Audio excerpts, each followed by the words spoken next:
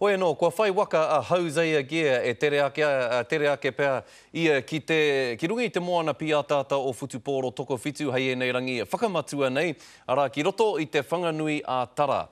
Ko ia tētahi e ngana ana ki te uru ki te tekau mā rua o te kapa o Aotearoa, ka takatū ake ki te wawao i ngā wero mo te taumata whakaihu waka i eke ara e rātou i te rātou. Hioi, he toru noi ho ngā rā e toi ana kia Hosea Gear ki te whakakāinga i ia no ki roto i te kapa.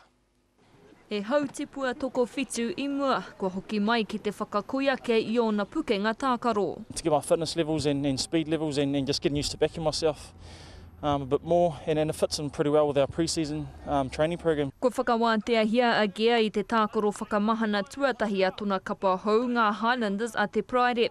Kia wātea ia ki te āwhina i te kapa toko whitu ki te pupuri i te taitara ki Pōneke. In terms of being an outside back, I'll probably benefit a lot more being with these guys than actually being a part of a 15s program. Hei tā te kaiakoa Gordon Tidgens, kua whakamātau hia te pakari o Gear, kua tutuki iaia ngā whāinga ki te taumata e hia tiana. We played certainly 5 games yesterday, the sevens rugby in Mount Wanganui, and and certainly that's a big part of being a good sevens player is about the conditioning side of it, and he got through that pretty well, got through training today pretty well, so he's certainly in contention, I tū atu i ngā kanohi tau tōhito o te kapa, tērā ētahi teina kei te piata mai, mā te mahi tahi e whakatina nai ngā mahere. The adding of Jose is definitely a bonus, and hopefully whoever puts their hand up for that 12 will take it as their responsibility to put on a good performance for themselves, their family and our fans.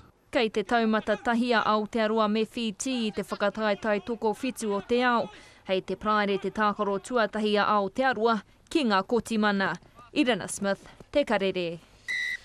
Hoi nō rei, te iwi katahi anō te kōrero ka tai mai ki a mātou ai marika kua mana te noho mai a Hosea Gear ki roto i te kapa toko whitu o Aotearoa mo te whakataetai kā tū ki te whanganui a Tara hei e nei rangi whakatā. Tika anō hoki kia uru atu ia nera.